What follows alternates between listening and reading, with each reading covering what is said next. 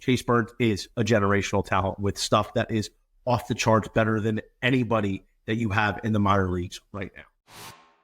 What's going on, everybody? It's Johnny Velenzia from RotoWire. Today, we're talking about 5 prospects you absolutely have to stash today. None of these have made their major league debut yet. So I think in all fairness, it's time to get into the big boys that you need to have on your fantasy team that can carry you to greatness. First up, we're going with my guy, Jack Caglianone. The Italian prince from Tampa is a superstar. I've watched him for the last 3 years at Florida, and he's done nothing but carried into a great start at AA for the Kansas City Royals. He's batting .346 with 2 home runs and a .1022 OPS in AA. He hit a single 121 miles an hour off the bat yesterday. This kid is an absolute freak. He's going to be a superstar, potential 40 home run guy. And the interesting thing about Cags is the fact that he's not even rostered in 15% of Yahoo fantasy leagues right now. Based on just the college experience that I've watched him in, I know in the very near future, sometime before the end of May, he should be up in Kansas City, ready to rake. This is a guy you absolutely have to have on your team right now. The next one is another college guy I've watched a lot of, and I've seen him in person. That's Nick Kurtz. The real ones know him as Nicky Nukes. He is tearing it up in AAA for the Las Vegas Aviators right now. He's batting .375 with 6 taters and a .1266 OPS. He's drawing a lot of headlines right now, and for good reason. And in the futures market, he's come down from 75-1 to 20-1 in the AL Rookie of the Year race, and he hasn't even been called up yet. Nick Kurtz is a guy that is going to do a lot of damage. He has an elite hit tool with a lot of power. And in terms of his body, he hasn't even filled out that 6'5", 240-pound frame yet. So I expect a lot of Nick Kurtz helium to continue to ensue. And this is a guy that if he continues to rake, he's going to get called up even sooner than the start of May. If you enjoy these videos, make sure you hit that like button. And right now, RotoWire is going to give you 15% off of any product at RotoWire.com. Our top 400 prospect rankings, prop picker tool, access to our experts for these tough start-sit choices. Use code ROTO15 at checkout. We're back to the prospect stashing. This one is a bigger name, but he hasn't really done anything this year through the 3 games that he's played at AA for the Los Angeles Angels. That's Christian Moore. Christian Moore is a guy that I've seen the progression from 22 to 23 to 24 at Tennessee. He broke out last year, became a huge superstar, was a big reason why the Volunteers won the College World Series.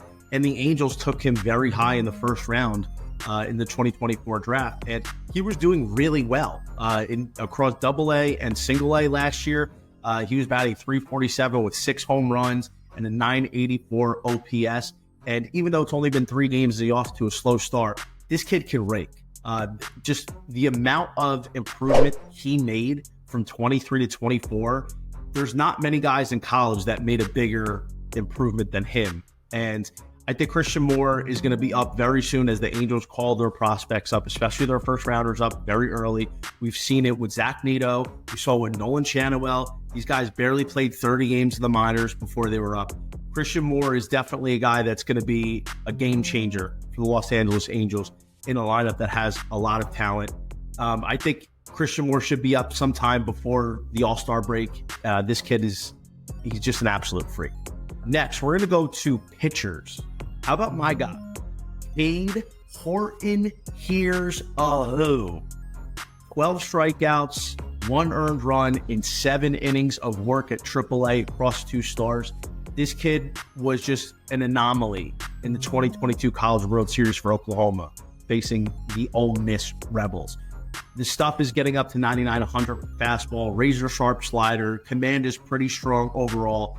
It's a little bizarre because he got drafted 3 years ago and he still hasn't made his major league debut. He did get hurt a little bit last year, which forced him to miss some time. And the Cubs traditionally are very slow when it comes to bringing their prospects up. We saw that with Chris Bryant 10 years ago when they like to manipulate the service time. But 2025, Cade Horton is inching very close to the major.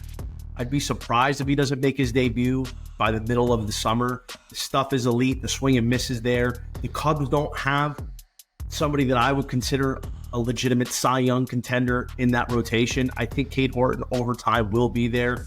He's barely being rostered right now. 3%. Definitely would get on Cade Horton right now because the pitching prospects, especially in the NL, it's going to revolve around him being one of the better ones.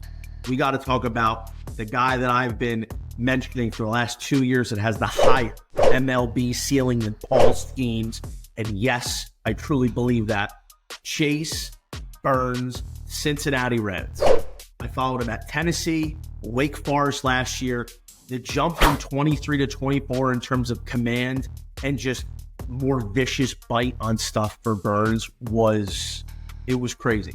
And I truly believe after Wake Forest polished them up with Corbin Scar and their pitching coach with the pitching lab that they have, it's basically world renowned at this point.